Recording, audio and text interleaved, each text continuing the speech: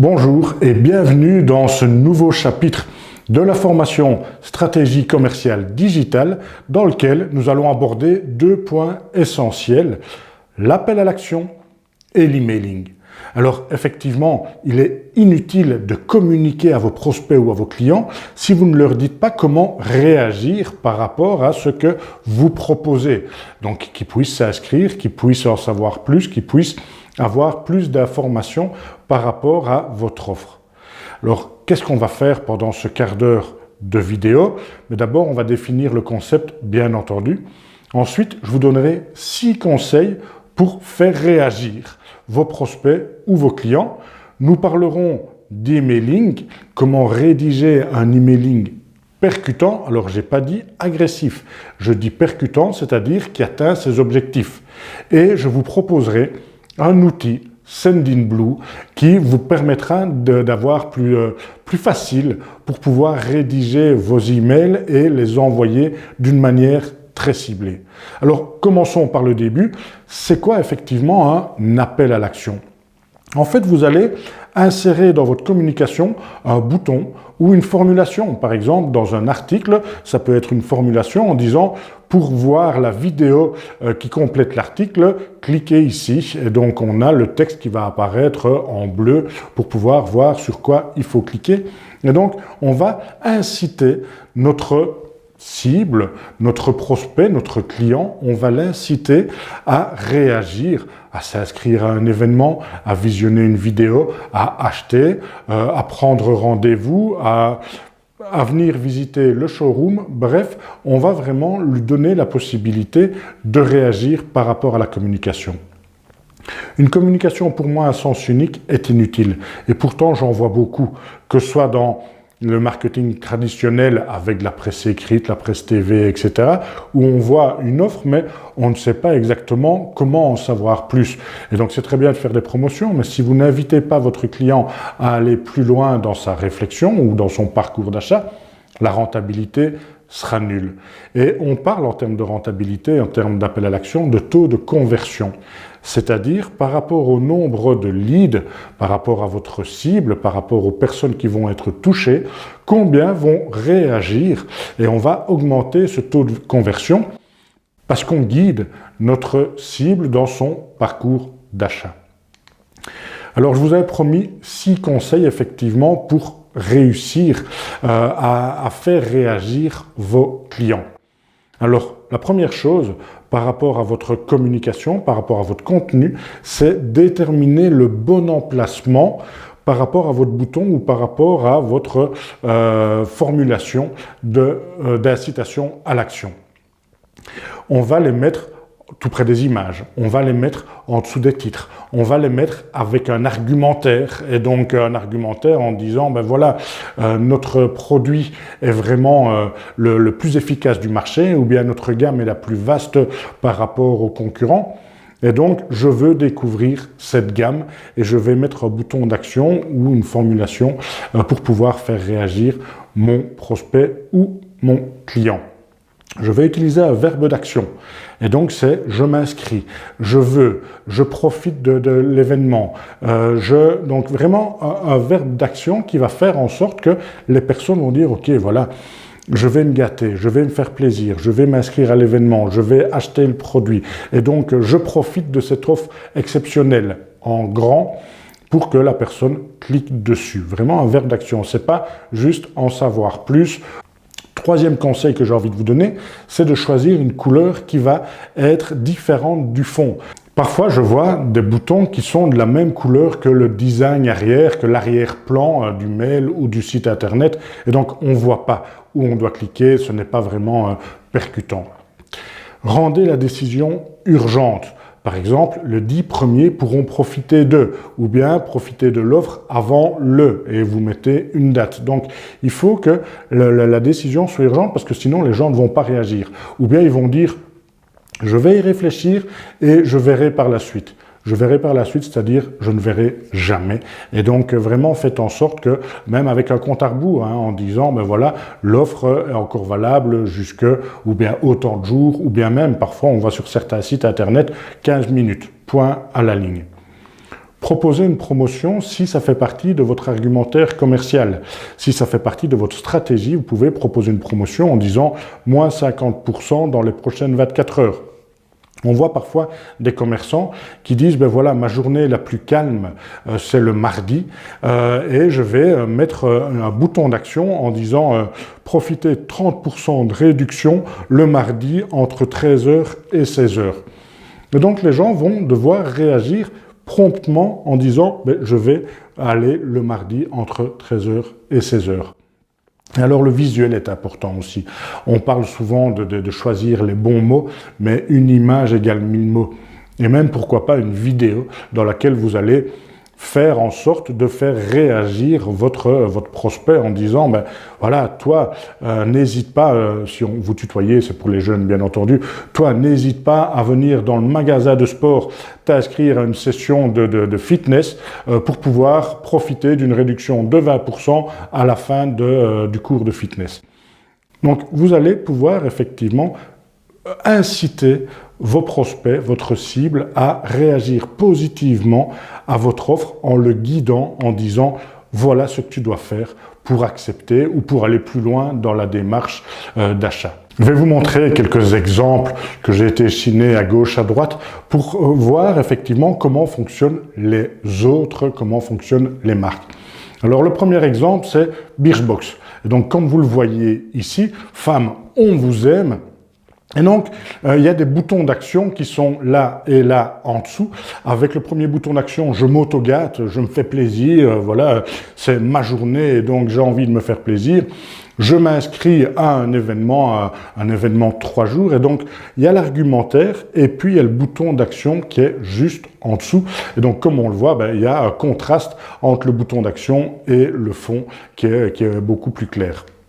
Ryanair que vous connaissez tous, qui va dire voilà, on prolonge notre offre promotionnelle jusqu'à 25% de réduction et donc vous avez ici en dessous le bouton rouge réservé maintenant, faites vite, réservez-le. Et donc on a un bouton qui est là, on a un argumentaire qui est là, on a une promotion qui est là, on a aussi une urgence, faites vite parce que ça ne durera pas éternellement. On a ici aussi, par rapport au voyage, moins 50% écrit en grand, comme vous le voyez, et on a différentes offres, donc on personnalise notre offre, et donc on voit le bouton là, en plein milieu, je fonce, et donc je fonce pour pouvoir profiter de cette offre exceptionnelle. Un autre exemple, trouvez votre bonheur. Et donc, de point de vue central, on a le bouton ici avec des flèches qui invitent à profiter effectivement de l'offre 12 € offert, etc.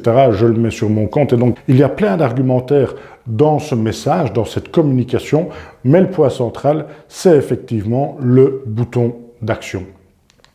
Et enfin, je n'ai pas envie de vous quitter sans parler du slip français. J'adore leur marketing et ils ont toujours des visuels un peu sympas, un peu percutants et une communication qui est un peu décalée. Si vous ne les connaissez pas, le slip français, je vous invite à aller voir leur page Facebook, leur site internet pour aller voir comment ils fonctionnent. Et là, de nouveau, ben voilà, j'ai un peu d'argumentaire, j'ai un visuel sympa et j'ai un bouton qui dit « j'y vais, je fonce et je profite de cette opportunité ». Je vous avais dit que je vous donnerai aussi quelques conseils par rapport à la rédaction d'un email percutant. Alors, je le répète, je l'ai déjà dit en introduction, je ne parle pas d'un email agressif. Un email, c'est quoi? C'est un mailing envoyé par Internet, parce qu'un mailing peut être postal aussi, envoyé par Internet, mais à des cibles bien définies. Par exemple, ça peut être une newsletter, c'est-à-dire les gens qui sont abonnés sur mon site Internet à l'envoi périodique d'une lettre d'information. Ça peut être des personnes que j'ai rencontrées lors d'un salon. Le salon du jouet, par exemple, si vous aviez un stand sur le salon du jouet, parce que vous avez un magasin de jouets, ben vous avez rencontré plein de gens, ils vous ont donné, avec un concours à la clé peut-être, leur adresse mail et vous envoyez un email derrière pour assurer un suivi par rapport à un salon, ou bien un concours que vous avez fait sur Facebook.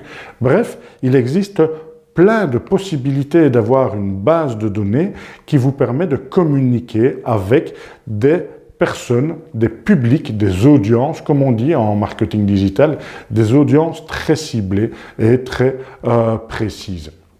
Alors, dans un email, ce qui va faire ou pas ouvrir, un peu comme dans un article de presse, hein, c'est le titre. Quel est le titre que vous allez mentionner comme sujet par rapport à votre email?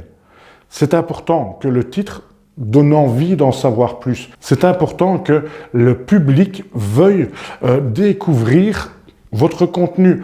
Par exemple, votre titre, ça peut être 5 conseils pour améliorer votre bien-être, si vous êtes dans le secteur d'activité. Ou bien 10 produits qui doivent absolument se trouver dans votre cuisine. Bref, vous allez susciter l'intérêt déjà par rapport au titre.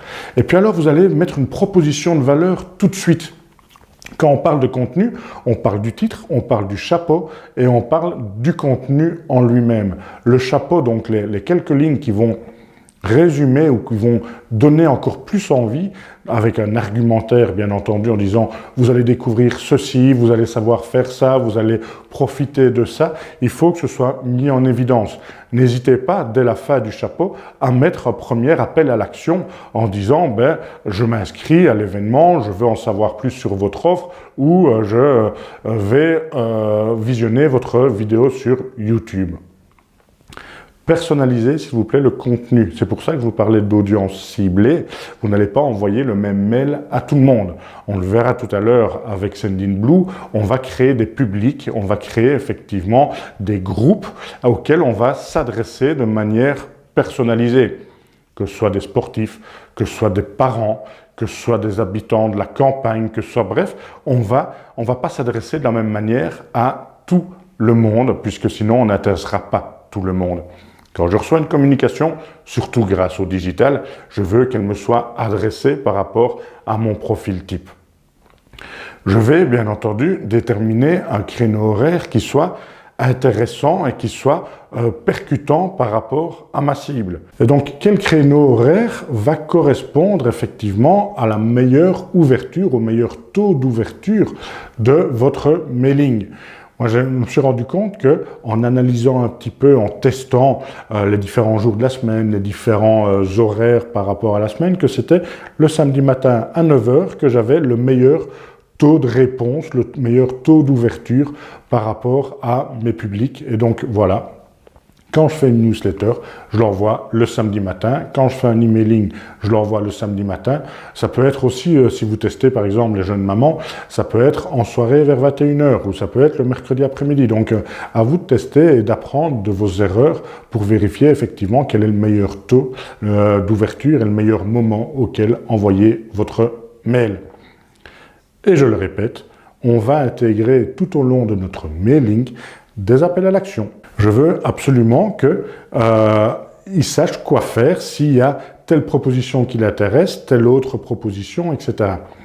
Bien entendu, vous n'allez pas vous limiter dans un mail à une seule offre. Vous allez dire, si vous avez envie de partir en voyage, faites ceci. Si vous voulez découvrir un tutoriel sur nos produits, faites cela. Vous allez donc mettre des actions ciblées, plusieurs actions ciblées pour pouvoir attirer un maximum de personnes de votre audience à réagir par rapport à votre proposition. Alors, je vous ai dit effectivement que je allais vous montrer un outil. Je vous présente Sendinblue. Sendinblue, qui est un outil français d'emailing, donc d'organisation et de gestion de l'envoi d'emails. Alors, pourquoi utiliser un outil comme ça alors que vous pourriez le faire avec votre adresse mail personnelle ou l'adresse mail de votre boutique? Par exemple, c'est boutique@gmail.com et vous allez l'envoyer. Pour plusieurs raisons. La première raison, c'est que la mise en page ne sera pas terrible. Et suivant le réceptionnaire, il va avoir une mise en page différente d'un outil de mailing à l'autre, qu'il soit sur Outlook, qu'il soit sur Gmail, etc. Il va avoir une mise en page différente. Que ici, avec un outil professionnel, tout le monde va avoir la même mise en page. Avec un outil professionnel, vous allez éviter de spammer trop vos clients ou vos prospects. Vous savez que certains mails arrivent dans les spams. Avec une adresse personnel, vous arriverez directement dans les spams si vous dépassez 10 envois, si mes souvenirs sont bons, en simultané. Donc imaginez que vous ayez 240 contacts, vous devriez envoyer au moins 24 mails pour pouvoir toucher vos 240 personnes. Vous allez avoir des statistiques, les statistiques d'ouverture, les statistiques de taux de clic par rapport à vos boutons, etc. Vous allez avoir plein de statistiques qui vont vous permettre de voir si c'est effectivement le bon sujet, le bon contenu, la bonne méthode ou le bon créneau horaire. Moi, j'aime beaucoup, effectivement, les statistiques qu'on peut trouver sur Sendinblue ou sur MailChimp, et il en existe d'autres, où vous allez voir que vous avez 78% de taux d'ouverture, super, c'est un beau taux. Vous avez 42% de taux de clic, donc de personnes qui ont cliqué sur vos appels à l'action, ok, super. Et donc derrière, vous allez voir, tiens, si j'ai envoyé vers telle page de mon site internet ou telle landing page commerciale, combien de personnes ont vraiment acheté le produit, ont vraiment réservé. Donc, vous pouvez avoir des statistiques très précises par rapport à l'efficacité de votre communication digitale. Alors, comment ça fonctionne exactement? Mais donc, comme vous le voyez, ça va être très simple. Vous avez ici la partie centrale où vous allez mettre votre logo, vous allez mettre les titres, vous allez mettre des images, vous allez mettre des boutons d'action, etc., etc. Et comment est-ce que vous allez mettre ça? Vous allez simplement faire glisser. Donc, vous voyez ici, vous avez toutes des possibilités d'améliorer votre mail ou de concevoir, de rédiger votre mail avec du texte, avec des titres, avec des images, avec des vidéos, avec des boutons. Et donc des boutons d'action qui vont vous permettre effectivement de pouvoir toucher, de pouvoir faire réagir, comme je le dis depuis le début de ce chapitre, de pouvoir faire réagir votre cible. Et je parle bien de cible parce que quand vous allez pouvoir envoyer, vous allez devoir définir à qui vous l'envoyez. Et donc, on parle d'audience avec Sendinblue en disant, ben voilà, j'ai créé différents groupes de personnes, différentes audiences, et je vais choisir, tiens, ceux-là, c'est ceux qui m'ont rendu visite sur le salon, ceux-là, c'est ceux qui sont venus à une journée porte ouverte, ceux-là, c'est ceux qui sont inscrits à une newsletter, ceux-là, c'est ceux qui ont participé à un concours de Saint-Nicolas. Bref, je vais pouvoir créer différentes audiences et envoyer différents emails pour les faire réagir, peut-être avec des offres différentes ou des offres similaires. Mais au moins, vous allez pouvoir personnaliser en disant « Vous avez participé au concours Saint-Nicolas, permettez-moi alors de vous inviter à participer au concours de Pâques. » Vous allez pouvoir créer du lien et créer un parcours avec votre cible grâce à ces outils. Alors en conclusion de cette formation, ce que j'ai envie de vous dire, c'est deux choses. Guidez votre cible, votre prospect, votre client. Guidez-le et donnez-lui des choix. Des choix pour pouvoir arriver dans votre univers, dans votre commerce, dans votre showroom. Si vous êtes dans le service, ben effectivement, dans votre bureau, guidez-le. Par exemple, prenez rendez-vous avec nos conseillers et vous envoyez vers Calendly. Ou bien inscrivez-vous à notre journée porte ouverte et vous envoyez vers Eventbrite. Ou bien posez vos questions à notre expert lors de telle visio. Et donc, il faut que vous vous connectiez sur Zoom, sur Teams, etc. lors de la visio. Bref, faites réagir votre cible. Ça, c'est la première chose. Et la deuxième chose, c'est d'avoir effectivement un canevas et d'utiliser les bons outils. Parce que je vois trop d'indépendants, trop de commerçants qui sont des MacGyver, qui essayent comme ils peuvent de toucher leur cible, leur audience, et qui n'ont pas de retour. J'entends souvent le marketing, ça ne sert à rien. Ça, je l'entends vraiment souvent. Alors que le marketing, c'est vraiment ce qui va vous permettre d'améliorer votre rentabilité. Et les outils digitaux vont vous permettre encore plus d'impacter et d'améliorer votre efficience, votre efficacité, puisque vous allez personnaliser, vous allez automatiser, vous allez toucher la bonne personne au bon moment. Je vous souhaite beaucoup de succès dans cette nouvelle manière de toucher vos prospects et vos clients. Et je vous donne rendez-vous dans un autre chapitre. À bientôt.